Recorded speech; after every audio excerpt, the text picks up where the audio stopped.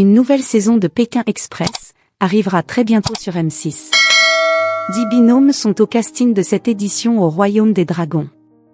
Découvrez tous les candidats sur la ligne de départ. Retour en Asie pour Pékin Express.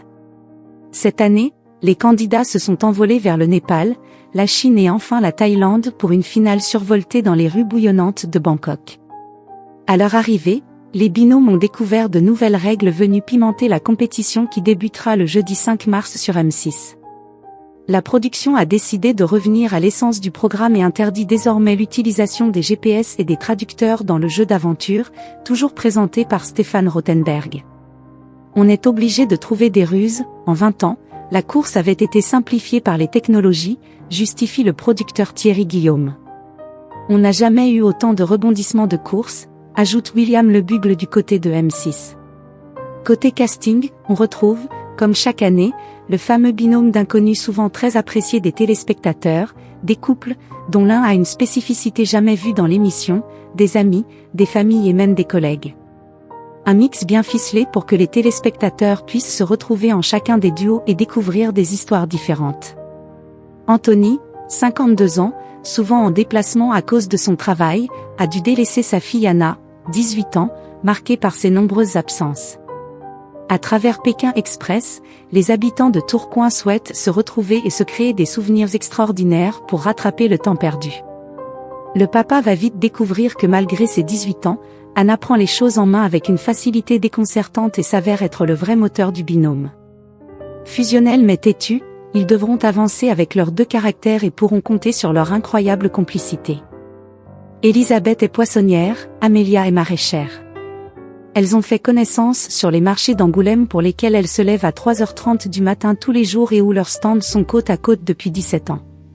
Si Amélia, qui n'a jamais vécu d'aventure en dehors de la France, n'est pas une grande voyageuse, elle pourra compter sur Elisabeth pour l'accompagner hors de sa zone de confort. Leur sens du contact pourrait être un atout de taille dans la compétition. Ces deux banquiers se sont rencontrés dans le cadre du travail et plus précisément à une activité organisée pour les célibataires de l'entreprise. Ils se connaissaient à peine lorsqu'ils se sont lancés le défi de faire Pékin Express à la machine à café. Bruno, en plein divorce, habite dans le 95 à l'Île-Adam et Cécilia, dans le 37 à Tours.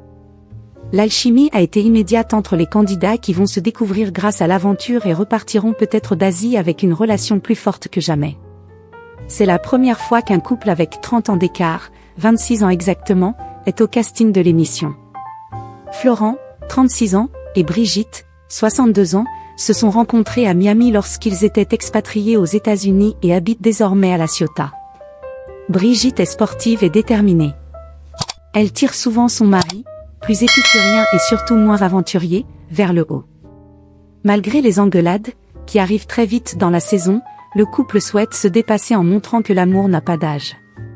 Voici le deuxième couple de ce casting. Elena est ultra sensible tandis que son âme sœur s'avère plutôt impulsif et mauvais perdant. Ils devront trouver leur équilibre et tout miser sur leur amour pour aller le plus loin possible malgré les disputes. Habitués au voyage, les Basques espèrent remporter cette édition, d'autant plus qu'Anthony a promis à sa petite amie qu'il la demanderait en mariage s'il remportait la course lors de la finale à Bangkok. Les jumelles foraines de Grasse vendent des barbes à papa depuis 12 ans. Fans de Pékin Express, elles veulent sortir de leur zone de confort et devront contrôler leur tempérament de feu pour aller le plus loin possible dans l'aventure. Ces forces de la nature ont la même voix, elles s'habillent pareil et cultivent forcément leur ressemblance. Pour les différencier, Stéphane Rothenberg a utilisé l'astuce trouvée par le photographe de l'émission, il y en a une qui a une tache dans le blanc d'œil. Ses amis d'enfance venus d'Arles ont l'habitude de pouvoir compter l'un sur l'autre depuis 40 ans. Après un divorce difficile, Frédéric a transformé sa vie, 50 kilos en moins grâce à la détermination et au coaching de Laurent. Ensemble ils se lancent un autre défi et espèrent réaliser leur rêve, celui de remporter Pékin Express. Ces quinquagénaires d'origine espagnole aiment profiter de la vie et faire la fête, et ont hâte de découvrir les habitants du Népal et pourquoi pas de la Chine et de la Thaïlande. Ces frères de Seine-et-Marne sont très différents et leur relation a souvent été marquée par des incompréhensions. Julien a fait son coming out dans la famille il y a 5 ans et cette annonce a bouleversé ses liens avec son frère. Ils ont décidé de faire Pékin Express pour se retrouver. C'est l'occasion de se retrouver, de dépasser leurs différents passés et de renforcer leurs relations. Pour Sébastien, c'est aussi l'opportunité de se faire pardonner et de montrer à Julien tout l'amour et le respect qu'il lui porte, explique M6 dans un communiqué de presse. Les deux amis belges sont inséparables depuis la maternelle. Connus pour être les clowns de leur bande, Thelma et Claire ne passent jamais inaperçus. Drôles, dynamiques, sportives et casse-cou, elles cultivent plusieurs points communs, même si elles exercent des métiers totalement opposés.